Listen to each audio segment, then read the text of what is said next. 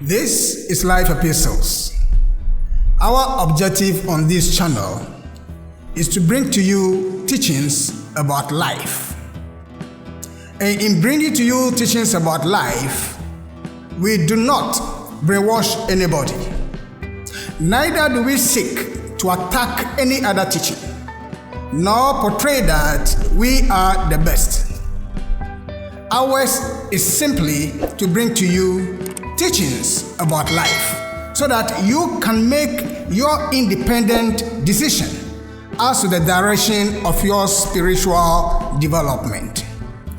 Welcome to the 10th episode, and the topic is the difference between Western Esoteric Christianity and Eastern teachings. Our source of information is the Western Wisdom Teachings. My name is Sado Buko.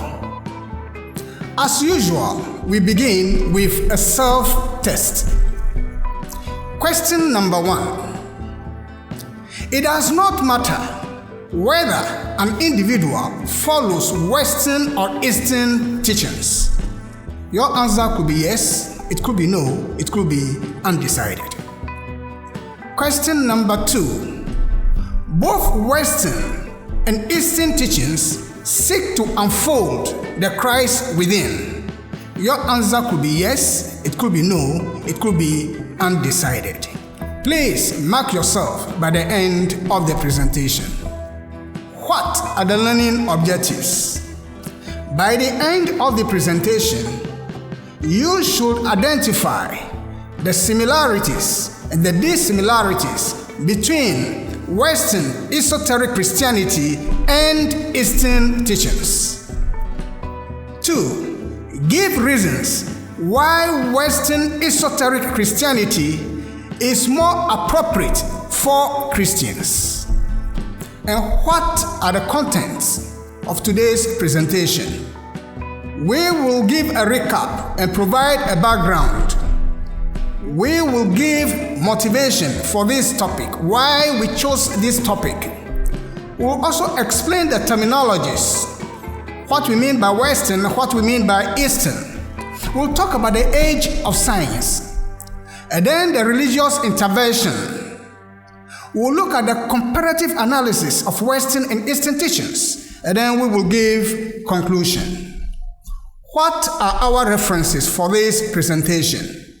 We refer you to lecture number 1 that talks about the purpose of life, and lecture number 9 that talks about the difference between spiritual Christianity and popular Christianity.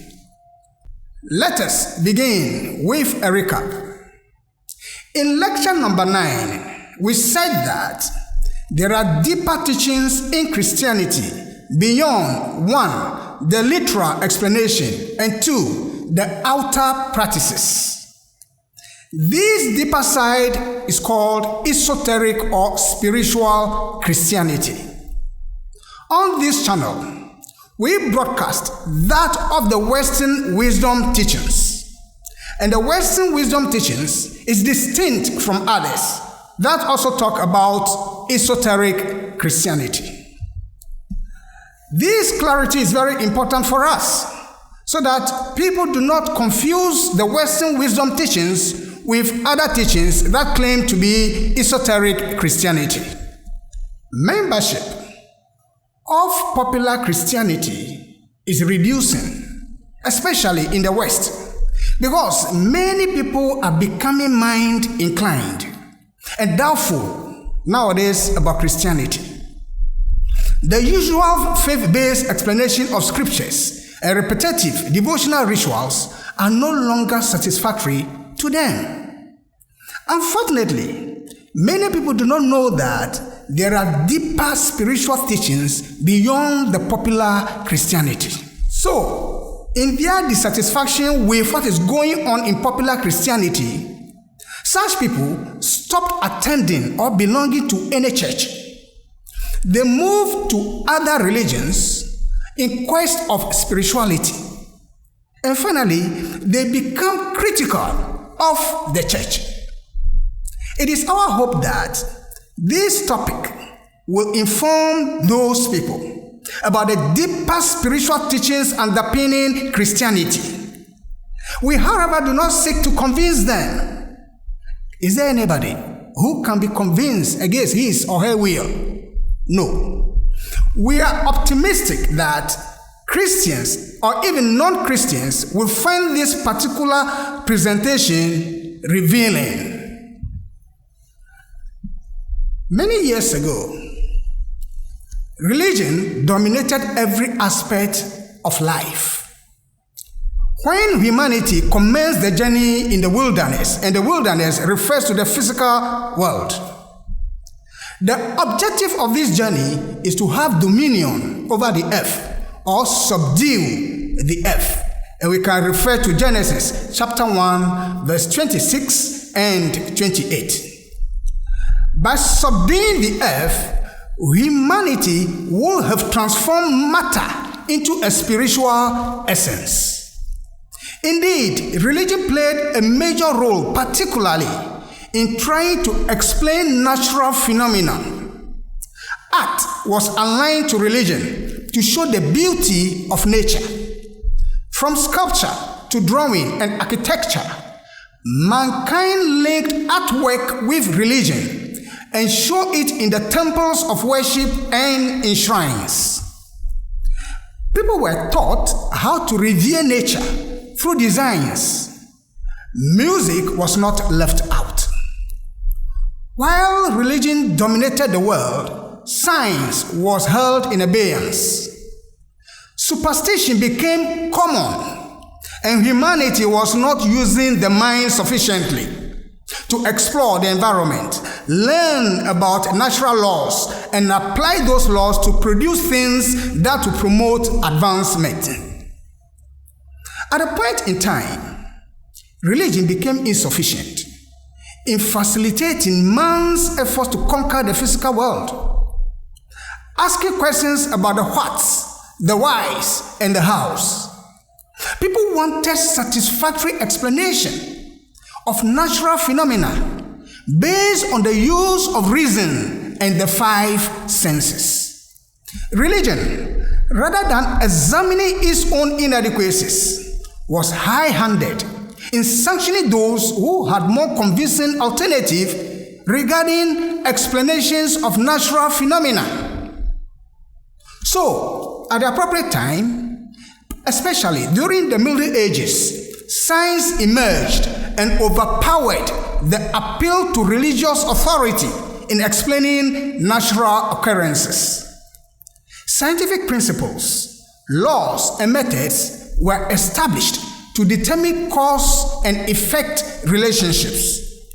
By its rigorous material laws and reliance on the five senses, science bound both religion and art hands and feet. The original material science is traceable to the theories of Charles Darwin, Sigmund Freud, Karl Marx, and the others. They try to explain the nature of human beings and where human beings are on earth. The common thing that runs through these traditional theories is that human beings are accidental beings who have no definite purpose in life. Rather, we are a product of the interaction between nature and nurture. 1, there are inner chemical forces, and 2, the unconscious, which drive a person from within and enable him or her to react. 2, 3, impacts from the external environment. And those impacts are seen in the form of social and environmental factors. So, to survive, the individual should 1, control the inner forces, 2, balance those inner forces within, and 3, after balancing, use them against the outer survival factors. And we have said that the outer survival factors are environmental and social. Chemicals or behavior modifications can be used to hold back unruly inner forces, while building an enabling socio-economic environment or political environment can lead to realizing a fit between the individual, his or her inner self, and the external environment. That is what science said. But there are limitations. If you look at the traditional scientific theories about human beings, there are inadequacies. One, they are mechanistic. They make a person look like just a reactive stimuli response being, not a thinking, proactive being. Two, they make the individual redundant, merely a result of factors which he or she has no control over. Three, they rule out any individual responsibility and associated free will that a person has and should exercise. Four, they do not recognize the spiritual nature of mankind. An example, science blames a person's behavior on things like genetics, education, or poverty. That is inadequate. Science does not seek to achieve any balance in order to improve the spirituality of the person.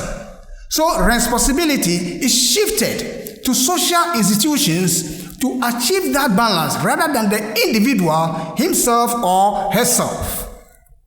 So there came the opposition to the scientific mechanistic thinking about a human being.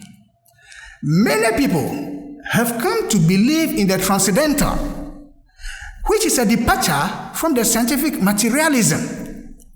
People have come to say that individuals have something in them, something that has some level of integrity, something beyond the physical. And an individual has independent assertion, and that gives that individual a peculiar identity. All human beings are not the same as the materialistic science tries to portray. There is not only the physical world, and this is paramount. People have come to say that there is not only the physical world, but there are other worlds that are invisible. The church, in opposing science, has two different types of classes in it. One are the liberals. The liberals agree with science to a very high extent. They look at the materialistic view of life. So for them, salvation is not individualistic, but it is collective. And to have that salvation is about ensuring there is peace, there is goodwill, and there is happiness on earth. So the focus is to make heaven on earth through social, economic, or political reforms. They seem to have forgotten Christ's statement that my kingdom is not of this world. John 18:36. That is the argument against the liberals, because they've looked at the materialistic view of man. They've forgotten that the kingdom that is being spoken of is not physical. Then there is the conservatives. That class, they place a literal, historic, and anthropomorphic interpretation on what are really spiritual experiences and cosmic symbols. The conservatives do not regard things beyond the literal, the historic, or human-like interpretation. They insist on the physical reality of things in scriptures. They fail to perceive the spiritual reality behind such biblical accounts. So when you read Genesis chapter 19, for instance, there is the story about Sodom and Gomorrah. They would take that story literally as it is. What are the key characteristics of the church? Often they interpret scriptures in the same way that scientific materialism interprets the physical world. They interpret scriptures based on the five senses. They limit their concept of human beings to one short lifetime on earth. And they insist that the decisions that an individual makes on earth now will affect his or her existence for all eternity. That is a bit strange. They are based on faith and do not have much space for what? Satisfying the inquiring mind. The church as a character does not have space for that. Yours is to believe as you are told. Some people who are mind inclined with time became dissatisfied with the church. Many of them leave. They do so because they find in the churches the same religious philosophy which they have been trying all these years to avoid. The same materialistic philosophy clothed with the appearance of spirituality. When they leave the church, where do they go? Many of them find relief in two major wisdom or spiritual teachings. One is the wisdom teachings of the East, and two, the wisdom teachings of the West or esoteric Christianity. It may surprise some of you. It may surprise many people that we have wisdom teachings in the West. You may not know that there is something beyond the popular worldly churches, and that there is more to Christianity as we know generally. We said in our lecture number 9 that there are 7 movements on each of the spheres in the journey of the spirit to become perfect. If you refer to lecture number 9, this journey we divided into 2 broad classes. One is involution, the other is evolution. Involution refers to when the spirit was coming down in the world of God and to put on material bodies as we have it now. The evolution is about going back to God and spiritualizing the material bodies. We say that there are stages, and we are at the bottom of that journey now, going upwards. Once again, we show you the diagram. Take note of the 4 remaining spheres that are colored. In each of these spheres, there are 7 movements. And if you look at the 4th stage, where we are now, we have completed half of that movement on the sphere. We have 7 movements on the next sphere, and we have another 7 movements on the last sphere, which is the 7th stage. We are saying that at the beginning of each stage, humanity is in the 4th stage as of now. So the spiritual impulse on the sphere begins from east to west. That is what we are saying, that in each stage, on each sphere, the spiritual impulse moves from the east to the west. This spiritual impulse reflects mainly in the cultural practices of society. It impacts, the spiritual impulse impacts civilization, political organization, economy, artifacts and technologies, social norms, traditions and customs, religion and language. These are some of the things that the spiritual impulse impacts. The impulse increases one movement over the preceding one. So if there is a first movement, it is expected that in the next movement or the second movement, the movement will be higher than the previous one.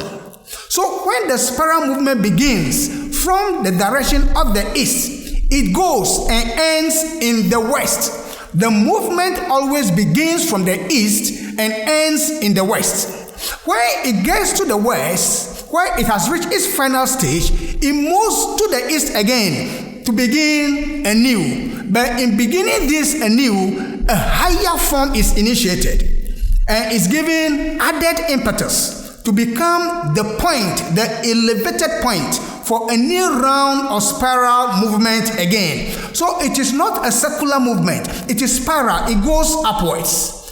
And it reflects principally in the material progress that humanity makes.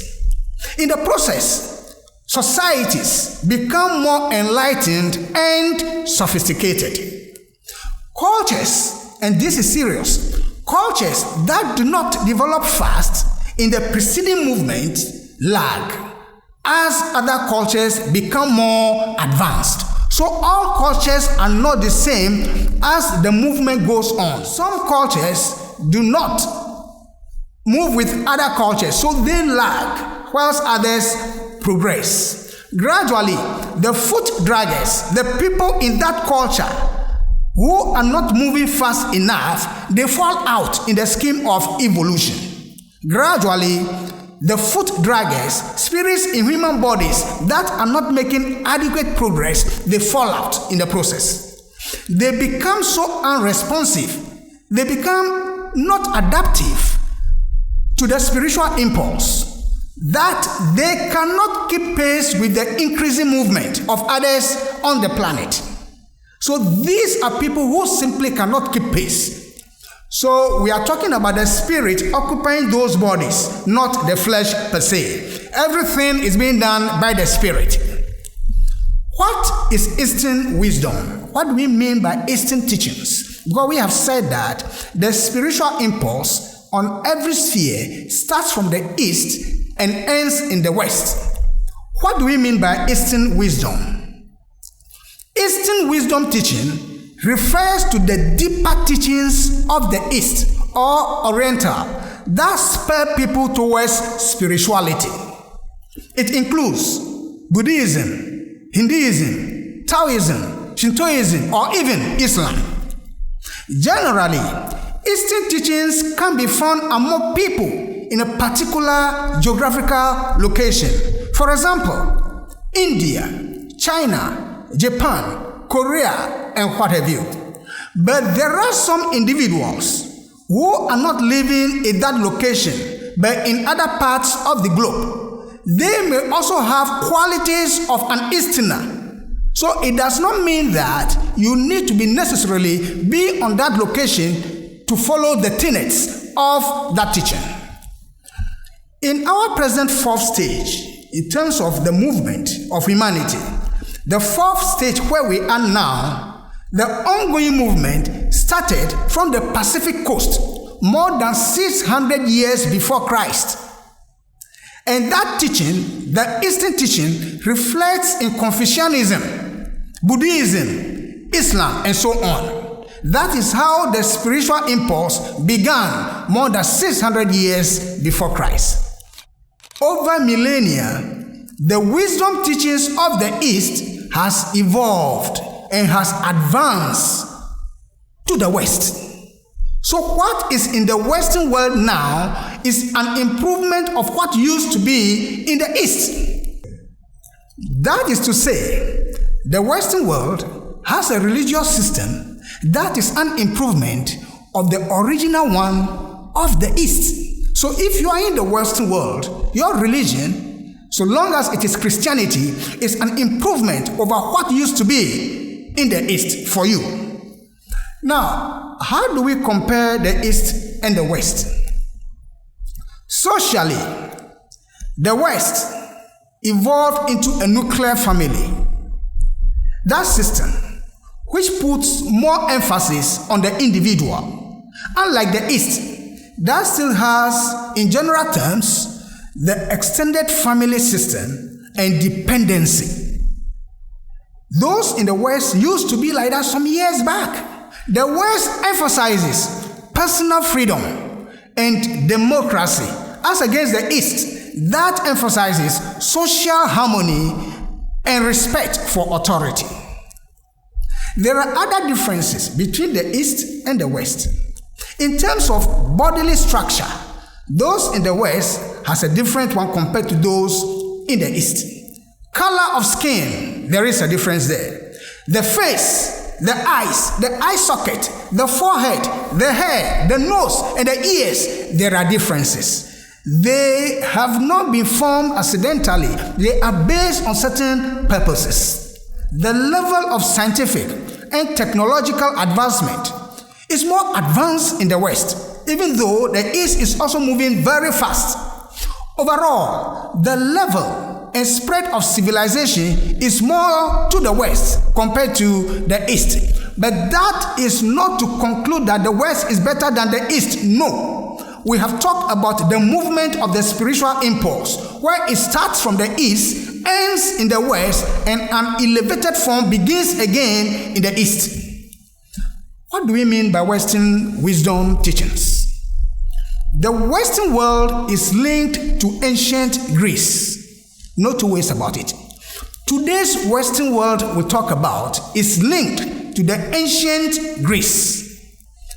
And Greece also evolved from or linked up to the ancient Egypt and Mesopotamia, now Asia, which had ties with the East. So it is a truism that the West evolved from the East. The West basically comprises Europe and places where Europeans settled. We're talking about the United States of America, Australia, New Zealand, Canada, and what have you. But some individuals living in other parts of the globe may also have qualities that reflect the tenets of Western teachings. So you do not necessarily have to be in that location before you can assume the teachings of the West. It depends on the level of qualification of the spirit. What are the characteristics of the West? Democracy and human rights are key to the West. Capitalism is also key. Christianity as a religion is key. Scientific thinking and technology is another feature. And individualism and rational thinking, that is something that is so high in the Western world. That is where they place emphasis. What then are the main differences? The Western wisdom teachings and Eastern wisdom teachings are about spiritual knowledge and practices towards spiritual development. The major areas where they differ are the following. 1. Approach to materialism. Let's look at the East. The Easterner strives for direct spiritual enlightenment through meditative exercises, which is a good thing to do. The goal is to attain illumination in the shortest time possible. In order to lead a meditative life, it becomes necessary to withdraw from the material world, at least to a certain extent. Therefore, non-Eastern people, those who are not Easterners, who espouse Eastern ideals, and others join an ashram or a form of community in which part of their time may be spent in experiencing an awareness of God in all things. So if you join such people, there comes a point in time that you need to separate yourself and link up to God. It is not a bad thing to do. How about the Western approach to materialism? In the West, where materialism has reached its greatest strength, there has developed a rational approach which brought about great advances in understanding and using materialism. Western wisdom does not shy away from scientific discoveries and materiality. Rather, it uses those things for spiritual purposes, and we shall see how that works. So, whereas the Eastern approach advocates explicitly or implicitly the withdrawal from the material world, the Western wisdom advocates work in the material world for the purposes of spiritualizing materiality. Not to shy away from materiality, but use it and spiritualize it. It says that, be ye in the world, but not of it. So you don't withdraw away from the world, but you be in the world and do what you have to do to transmute materiality into spirituality. Actually, the advent of scientific thought in the West brought to an end the ignorance and superstition of the Middle Ages, which caused untold misery and suffering to humanity. Therefore, Western wisdom does not shy away from scientific discoveries and materiality. This is the rationale for why the West does not shy away from materiality. The individual as spirit has the physical world, this physical world, is ours. We are present here in the physical world. And we have a job to do in this physical world. It is for this reason that we have this dense body. It's for that reason that we have the physical body to do a job in the physical world. So we don't have to shy away from the physical world. We have to be here and get a job done. These are not conditions that are to be shunned, that you forget about it, that you don't want to be part of it. You need to be part of the physical world and get a job done. For us to have this physical body and to be in this physical world, we were given by the Creator for good purpose, to conquer the physical world. The reason why the Creator gave us this physical world needed to be satisfied, not to shy away from the physical world, but transmute the physical world into spirituality. The physical world and materiality, they are to be used so that the individual, as spirit, at the end, can become a creative intelligence like the Heavenly Father. That is why we are in the physical world, not to run away from it, that we are seeking spirituality. We don't need to abandon it. We need to be in it, work with it, and transmute it. That is what the Western teaching says. The second area of difference regarding the Eastern and the Western teachings has to do with the teaching about Christ. Many Eastern philosophies are silent on the Christ, but some are not. They approve Jesus only as a great teacher who attained Christ consciousness or enlightenment, similar to that attained by Krishna or Buddha. That is how some Eastern teachers portray Jesus. They teach that devotion to Jesus, to the exclusion of other great teachers, unnecessarily limits the individual who seeks spiritual knowledge from the truth. Their point is that if truth is universal, then teachers throughout history are equally worthy of study. They say that, in fact, the more widely one studies from different sources, the more likely one is to arrive at a fuller understanding of the truth. Their teaching indicates a lack of understanding regarding the spiritual evolution of our planet. The missing factor in the Eastern philosophies is about the Christ. Christ is not merely a lofty state of consciousness or an abstract concept, as they say. Unfortunately, and this is serious, many popular Christianity followers, including pastors and ministers who graduated from theological studies, limit themselves to this Eastern explanation of the Christ. That is incorrect. The matter goes beyond that. Of course, it should be understood that popular Christianity does not have the deeper teachings about who the Christ is. Only spiritual or esoteric Christianity of the Western wisdom teachings can reveal the deeper knowledge about Christ. Christ is a divine, self-conscious being, the highest initiate of the archangelic life wave. That is the Christ. When we talk about life waves, let's remind ourselves there are many life waves. We have the F80 or mineral life wave. We have the plant life wave. We have the animal life wave. And we have the human life wave. 4. That is where we are limited for now in terms of human beings. But before human beings, there were others. We have the angelic life wave, and we also have the archangelic life wave. It goes on and on and on. Each life wave is distinct, comprising beings or matter that has come into manifestation in a certain period of time ahead of others. So the human life wave is ahead of the animal life wave. The animal life wave is also ahead of the plant life wave, and the plant life wave is also ahead of the earth or mineral life wave. So we are saying that the Christ is the highest initiate of the archangelic life wave.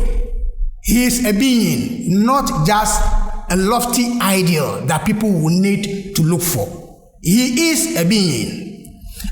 Christ is the love wisdom aspect of the Godhead, the Word, which was made flesh and dwelt among us. Indeed, he came and dwelt among us. If you read John chapter 1, verse 14. He gives life to creation. Creation, the things that we have now, the life that we have, is given by Christ to vitalize and to preserve life. So it's not just a lofty ideal. It goes beyond that. Not just a lofty ideal. He is also the second aspect of the spirit in every human being. So every human being, you have an aspect of the Christ in you. That is the life spirit, whose material counterpart is the vital body. As such, Christ was not the man Jesus of Nazareth.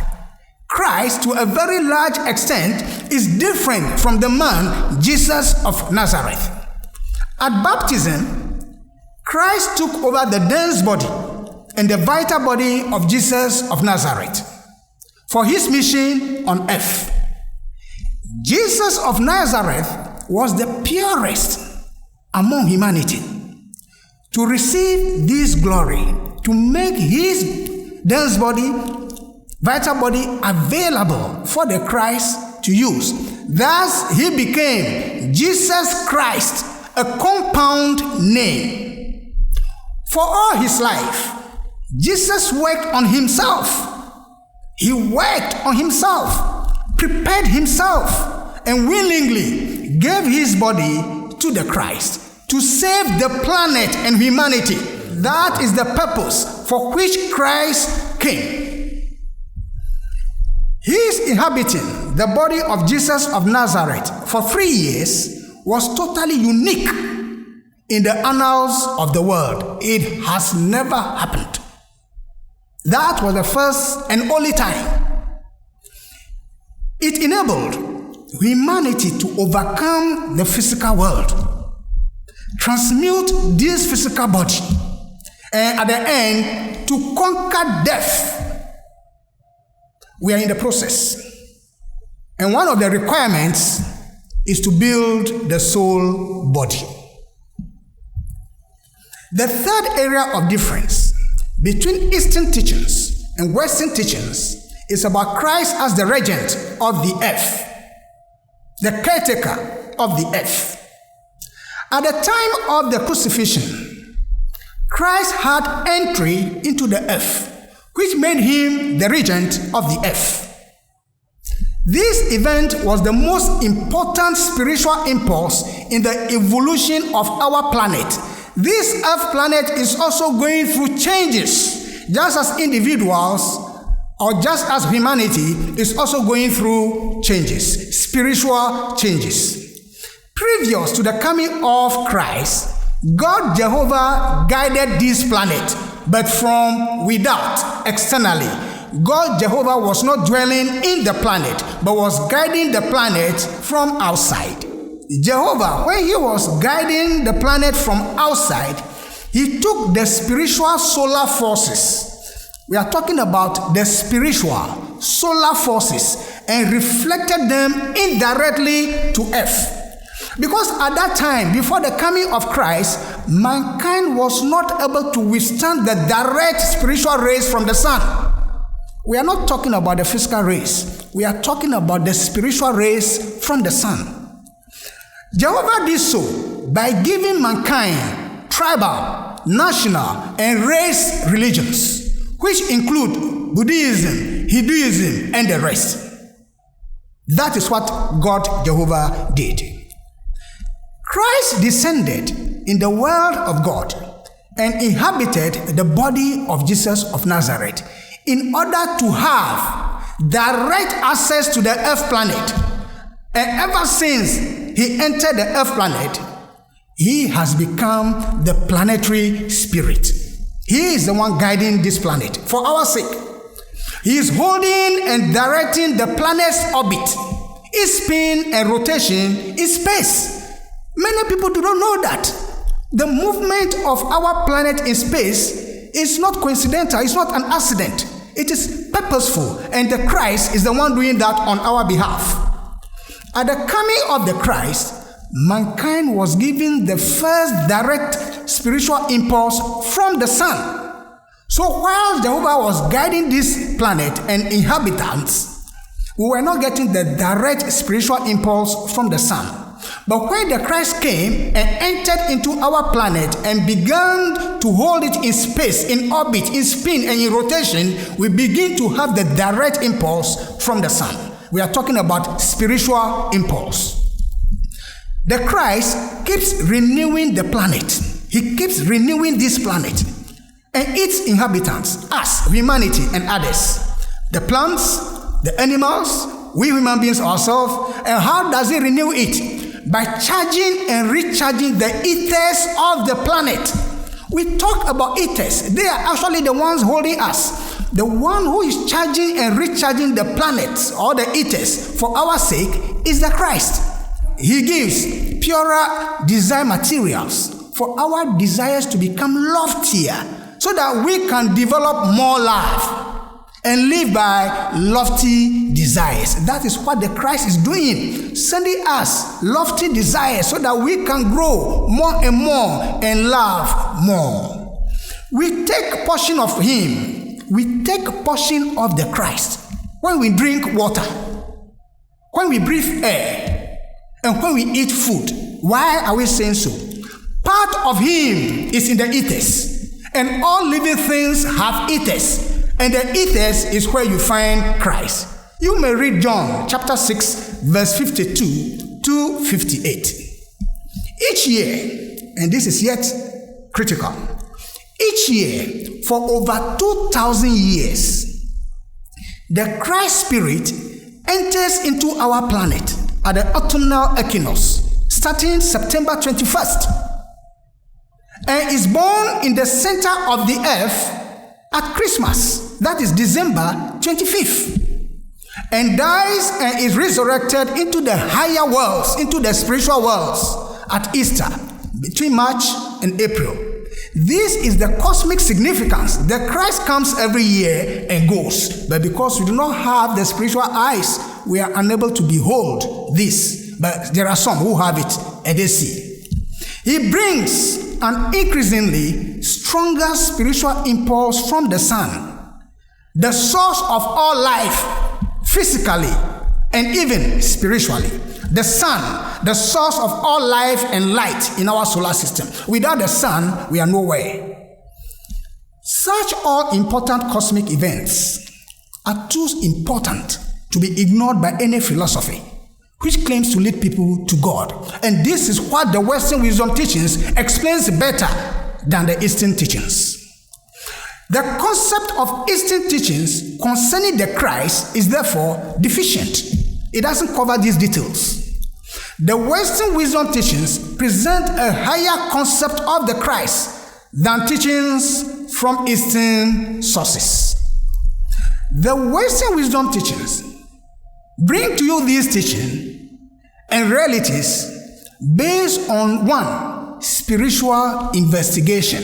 The records are there. If you have worked yourself sufficiently, you have the opportunity to read the records of what happened many, many years back. And the records are in the memory of nature. And there are others as well. The fourth area of difference between Western teachings and Eastern teachings is about spiritual attainment. How do you attain spiritually? Not only is there a serious discrepancy between the Western and Eastern approaches to spiritual development, but also the methods are different. The methods of spiritual development are different between the West and the East. The soul body. The Western wisdom teaching stresses physical action. You need to act physically as a method of spiritualizing the higher spiritual bodies. You need to use the physical body for that. Every action in harmony with the Christ principles, it causes growth in the spiritual bodies.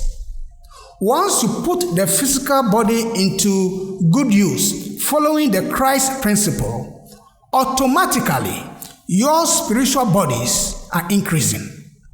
It is only through orderly, systematic work in the material world that an individual can build the soul body, or the golden wedding garment as called by Christ in Matthew chapter 22 verse 11, or what Paul calls soma sukkikon. Meditation, changes in your diet, and chanting, they may sensitize your spiritual bodies. Yes, it is true. Doing meditation, changing the diet from a fleshy or meaty diet to a vegetarian diet, plant diet, and doing some chanting and the rest may sensitize your spiritual bodies and connect you to the spiritual worlds. But only work in materiality, only using this physical body according to the Christ principle, can cause the soul body to grow. You can meditate 1,000 times a day. You can change your diet 1,000 times a day. You can do whatever. That will not add anything to your soul body unless you put your body into selfless service for others.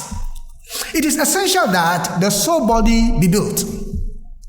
If we are to pass to the next ethereal stage, where humanity is going is the world of ethers. It will no longer be this dense physical world we are seeing, but we'll move to the next, which is made up of ethers. It is only the soul body that can take us there, not the physical body. Otherwise, future development will be retarded, and people will become stragglers in evolution. If you don't weave the soul body, if you don't build the soul body, you cannot move to the next world, which is made up of ethers, and your development will be retarded. You become a straggler. So that is the fourth area of difference between Western teachings and Eastern teachings. The next is about spiritual exercises.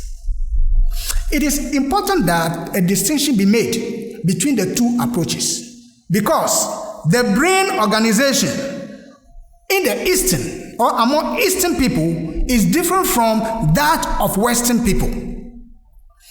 The Eastern brain, someone who is born naturally into the Eastern geographical location, that brain is adapted for metaphysical thought. Why is it so? The ethers are not so tight to the brain. So since they are loosely woven, the person can easily go into metaphysical activities, but that is passive and it is receptive to impacts from the spiritual world, but it is passive in terms of materiality. That brain is more suited to metaphysical work because the ethers are loosely connected to the brain. However, the lack of organization causes difficulty for the individual Easterner in coping with and mastering the external or material world, because the ethers are loosely connected in terms of the physical brain. The Easterner is not able to instantly manipulate material things as the Westerner will do, but the Easterner is able to use the brain for more metaphysical work. That is how it plays out between the East and the West. On the other hand, the Westerner has a brain organization well suited for work in the objective material world. So whereas the connection is loose in that of the Easterner, it is tight for the Westerner. So the Westerner is more concentrated on material work, unlike the Easterner. Because the ethers are closely interwoven in the Westerner's brain, the Eastern methods of development tend to derange the Westerners' faculties instead of spiritualizing them.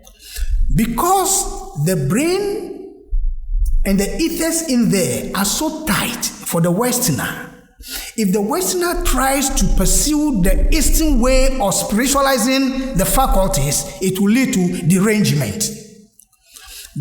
Bodily positions which cause etheric currents to progress in specific directions may be detrimental to a Westerner. But the most harmful discipline for a Westerner is to undertake breathing exercises. The body of the Westerner has not been prepared for that, unlike the Easterner. So if you are a Westerner and you are going into breathing exercises, you need to be extra careful. If you are a Christian and you want to go into breathing exercises, you need to be extra careful. Breathing exercises can cause severe reactions, from exposure to even infectious diseases in some people, to even insanity and death in others. In other cases, people die out of it. Attempts to raise the spiritual spinal fire. Of course, we have the spiritual impulse through our spine. So attempts to raise the spiritual spinal fire and open the sense centers, or what is called chakras, they are difficult for the Westerner. It's not easy for the Westerner to accomplish, and will have severe deleterious results. If you are a Westerner, you want to force yourself to open the sense centers, be mindful that you will cause harm to yourself. So, should those things be accomplished without adequate development of the spiritual bodies first, you will be in trouble. It means you need to develop the spiritual bodies first before you try such exercises. The safest spiritual exercises for Westerners are those given by the Western wisdom teachers relative to the Christian religion: retrospection, concentration, observation, discrimination, meditation, contemplation, and adoration. Those 7 exercises are not harmful. You don't expose yourself to any external threat. How about the posture between the Easterner and the Westerner? Eastern attitude promotes an attitude that is passive. You see, the posture that you take in terms of your spiritual exercises, if you are a Westerner and you want to practice that of the Easterner is passive and taking in, you are receiving from outside. While the Western attitude is that of being active and giving out. So you are not receiving as the posture of the Easterner will do, but as a Westerner, you are giving out. You are not passive as a Westerner. You are active in terms of your posture, and we will look at it. The Eastern practice reinforces negative receptive pole of the vital body. That is what happens. If you adopt the Eastern posture, you reinforce the negative receptive pole of the vital body, focusing on the lower ethers, while the Western methods work with the positive voluntary pole of the vital body. So if you take a posture of the Westerner, you will not be focusing on the lower ethers, but on the higher ethers. We'll see very soon. Eastern meditation in lotus position, sitting on the ground, connects the spiritual center at the base of the spine to the denser lower planetary ethers, which keep people rooted in material energy. So when you are sitting on the ground with your spine straight like that, you are actually in the lower planetary ethers, not the higher ones. We are not saying that it is bad. It depends on who is doing what. All that we are saying is that if you are a Westerner, if you belong to the Christian religion, in the true sense, that exercise is not the one that you should be pursuing. That's all that we are saying. But it's good for some other people. With feet separated and opened hands facing up, you make yourself passive. because you are receiving from above. During even meditation, when you open your arms like that, with also your feet separated, it leaves your etheric body, it leaves your vital body, the circuit that is flowing through them, open to outside and friendly invisible forces. That is what you do, because you open yourself up. You don't close yourself. Sitting in meditation on the floor, in a lotus position, with feet and hands open, and adopting a receptive position is not the way for the Westerner. But it's fine with the Easterner. This passive Eastern method is not in line with the voluntary training and positive application of the Western wisdom teachings. Western wisdom teaching does not encourage passive postures in terms of spiritual exercises. The Westerner, the true Christian, should sit on a chair, not on the floor, not on the ground. The Westerner should sit on a chair, on a sofa, or whatever. That should be about 80 inches above the ground. Don't sit on the ground if you are a Westerner. During church services, spiritual practice, or other activities, never sit on the ground, with the bottom of the spine standing and connecting with the higher planetary ethers flowing through it. So when you are sitting on a chair, a sofa, or whatever, you are above the ground like 80 inches. You connect with the higher planetary ethers. But when you are sitting on the ground, on the floor, you are connecting with the lower planetary ethers. We are not saying that it is bad, but you must know who you are and what you are doing. The informed Westerners sit with their feet together. Your 2 feet should be together. They should touch one another on the floor. And the hands should not be opened, it should be joined, so as to close the internal etheric circuit. That is how it is. Once your 2 feet are together and your hands are also closed, you have closed the etheric body circuit that is around you, so no outside entity can interfere with whatever you are doing. By such posture, you are not passive, you are active. And if you back it with positive concentration of your mind and in a voluntary attitude of giving out, you are giving out from your heart, you generate positive energies that help the world, not just yourself, but you are generating ideas, you are generating love that goes to supporting and helping the world, not just yourself. The next area of difference between Eastern teaching and Western teaching is about rebirth, what is called in the East as reincarnation. The Western followers agree with their Eastern counterparts that human beings are born or reborn from age to age in different bodies and under various or varying circumstances. It is the spirit that is doing this, not this physical body. It is the journey of the spirit we are talking about. Both East and West agree. The point of difference, however, is about the purpose behind the fact of rebirth. The West calls it rebirth, not reincarnation. The goal in the East, the goal of reincarnation in the East, is to escape from the wheel of reincarnation by reaching a state of nirvana or enlightenment. This state is attained by withdrawal from the material world and dedication to the elimination of desires and actions. So the Easterner has a rationale that I don't have to commit any wrong. And the way not to commit any wrong is to withdraw from material things, eliminate the wrong desires, and don't take wrong actions.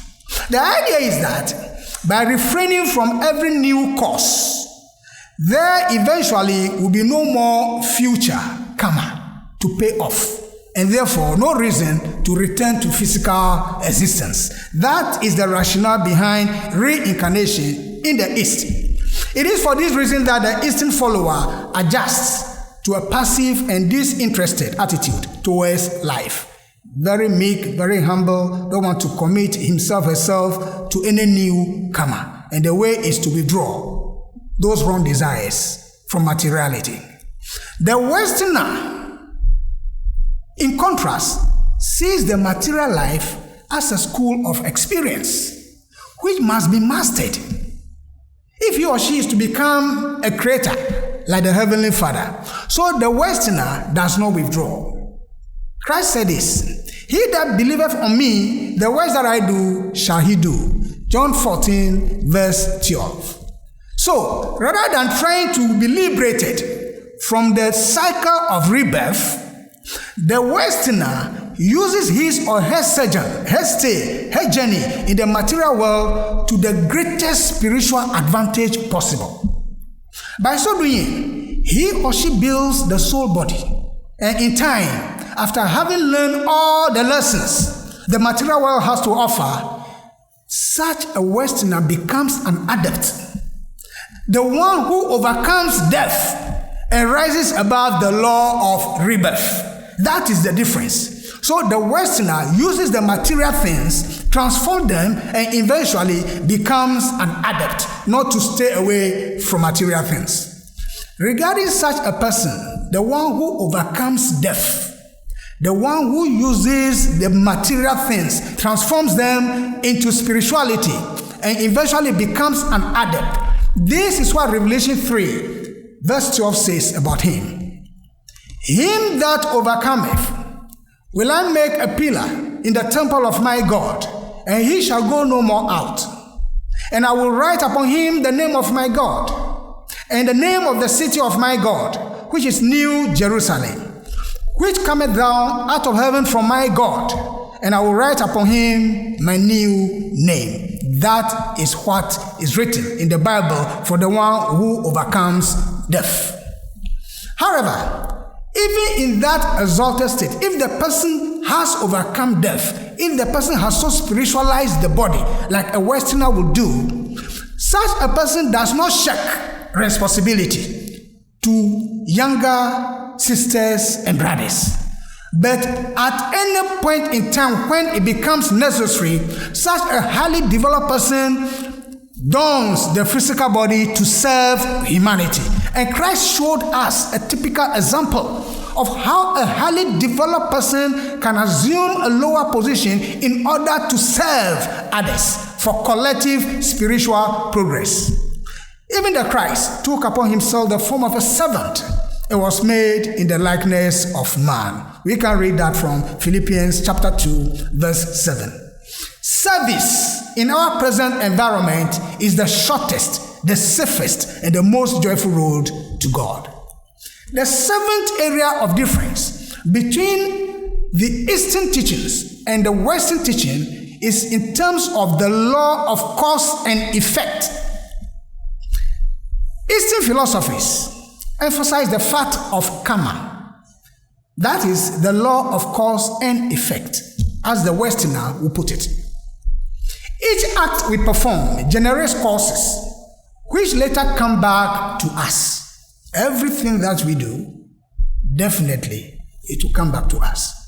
If we have committed evil in the past lives, we must pay off this evil in a later life by experiencing evil ourselves. This is one of the reasons why Easterners lead lives of asceticism. Now, the Bible acknowledges this law. It says in Galatians chapter 6, verse 7, that whatever a man soweth, so also shall he reap. The Christ, however, fulfilled and superseded this law with a new one, which is the law of grace. The law of grace affirms that we do not have to suffer the consequences of our former acts if we so repent of them that we will never commit them again. We then come under grace through repentance and are forgiven of our sins. We repent, we reform, and we make restitution. So the law of grace has come more or less superseding the law of cause and effect. that law of karma, and the Christ came with the law of grace. The forgiveness of sins, rather than the painful and strenuous expiation of them, is unique to the Western teachings. So the Western teaching goes beyond just the law of cause and effect, adding to it the law of grace. The eighth area of difference between Eastern teachings and Western teachings is that of a master or a friend. The Western followers do not have masters or what is called gurus. In Western teachings, there is nothing like that. There are no masters and there are no gurus. The Christ said this in John chapter 15, verse 14 to 16. Greater love has no man than this, that a man lay down his life for his friends. Henceforth, I call you not servants, for the servant knoweth not what his Lord does. But I have called you friends, for all things that I have heard of my Father, I have made them known unto you.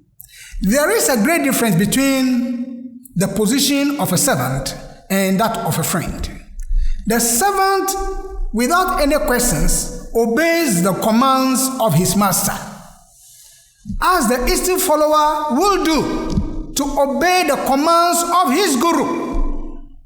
However, the word friend implies equality. We see Christ washing the feet of his disciples, John 13, verse 1 to 17, to show that in the Western teaching, there is nothing like master. We are all friends.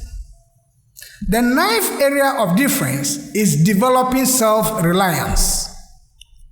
Rather than dependent on outside sources, Western followers must stand alone and rely on their own inner forces. So, in quest of spiritual development using the Western method, you don't look outside, but you need to develop it from within.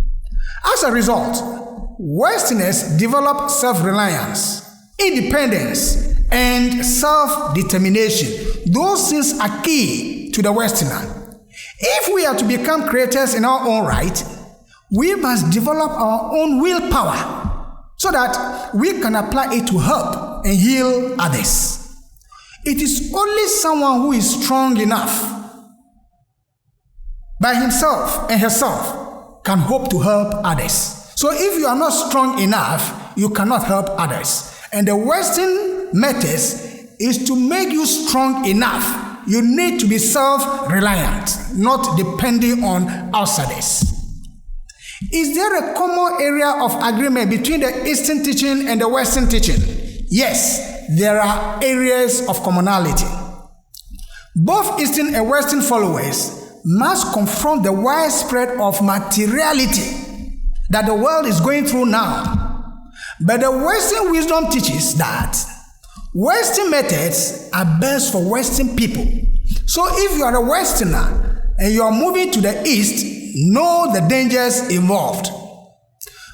Both Eastern and Western wisdom teachings know that there is a higher form of religiosity, which is spirituality. Both schools know that. The inner powers are to be developed from within by the individual himself. That both schools say so. We must develop the inner powers from within ourselves, not from outsiders. Because no one can do that for the other. Only each person can develop that from within. In conclusion, religiosity does not imply spirituality. Even though religiosity translates eventually to spirituality. That is when we live the pure life, supported by love, selfless service, and spiritual knowledge. There are deeper teachings in every religion. Let us re-examine our lives and take a decision about our spiritual direction. We hope you have learned something new today. If you have any questions or suggested topics, do not hesitate to post them into our comment section. Let us meet again in our next lecture, where we will talk about the law of cause and effect as a factor in your life. We thank you for sharing in episode 10 with us. See you again.